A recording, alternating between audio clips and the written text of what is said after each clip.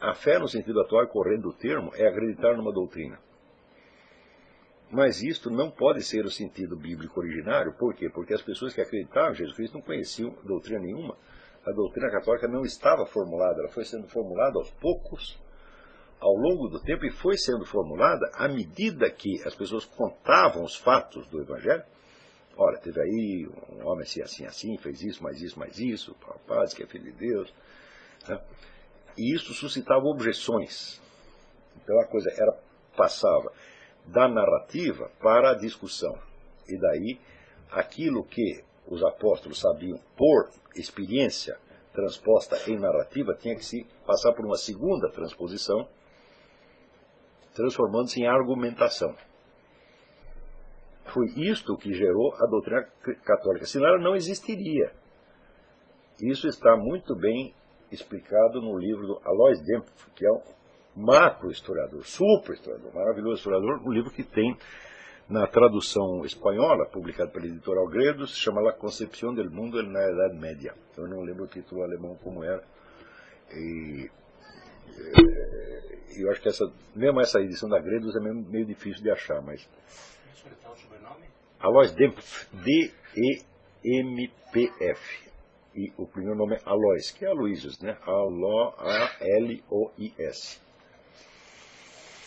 Então ele mostra como foi se formando a doutrina católica, tá certo? A partir das objeções. Tanto que ele vai mostrando que os elementos da doutrina católica foram aparecendo assim, soltos. Só 1000 anos depois é que surgem as sumas, que são a tentativa de organizar aquilo pela lógica. Antes são pontos separados que eles expõem só para responder objeções.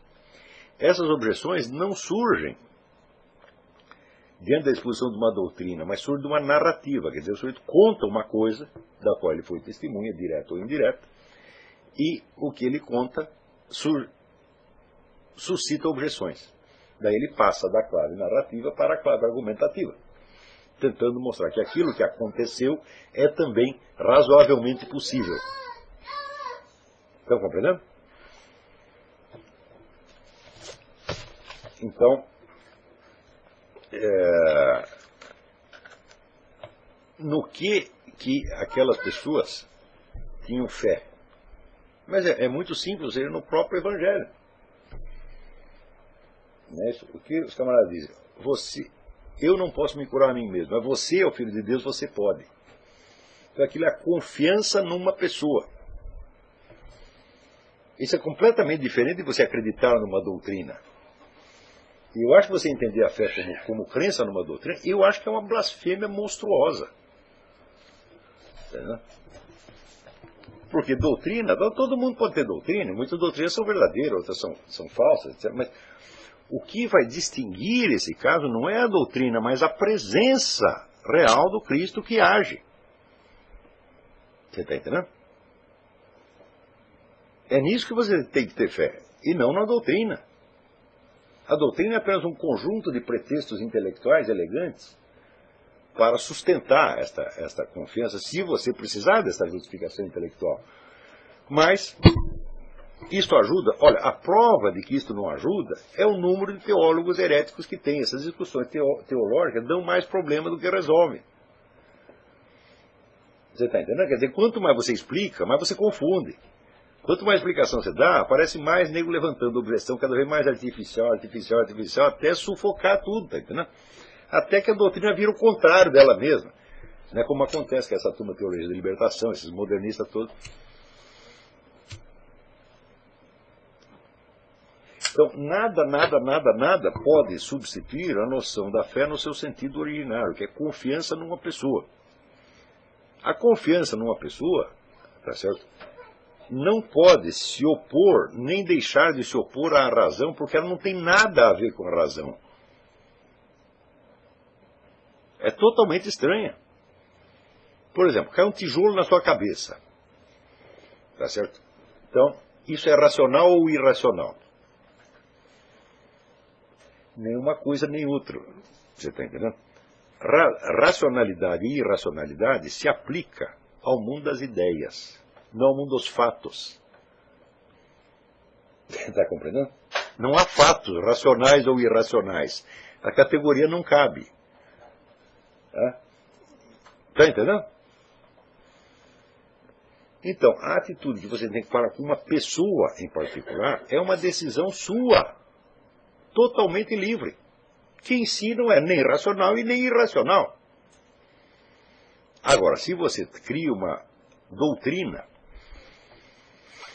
não é isso? E exige que as pessoas aceitem essa doutrina por fé, eu digo, bom, primeiro você colocou elas numa situação muito difícil. Eu não posso acreditar numa doutrina por fé, isso é impossível. Eu só posso acreditar numa doutrina se ela me parecer verdadeira. Então vai ser sempre pela razão. Está compreendendo? Então, a fé não se aplica à doutrina, minha gente. A fé se aplica a nosso Senhor Jesus Cristo e aos fatos relatados. Está entendendo? Se o sujeito vem e te conta o que aconteceu, o que é mais racional? Acreditar nele ou não acreditar? Nenhuma coisa nem outra, meu Deus do céu. Está entendendo?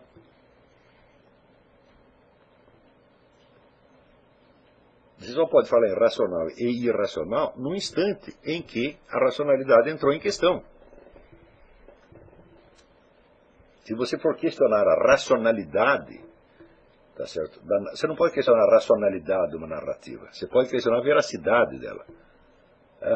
Agora, você pode alegar contra ela motivos de verossimilhança que tem em si uma estrutura racional.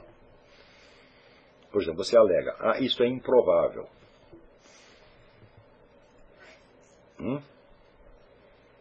Mas tudo aquilo que é improvável sob certo aspecto pode ser provável sob o outro.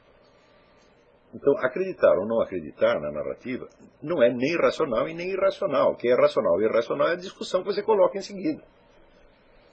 Quer dizer, é uma confusão de planos que o pessoal faz. Tá? Agora, se você define a fé como crença numa doutrina, bom, aí você criou uma confusão mental que você nunca mais vai poder sair.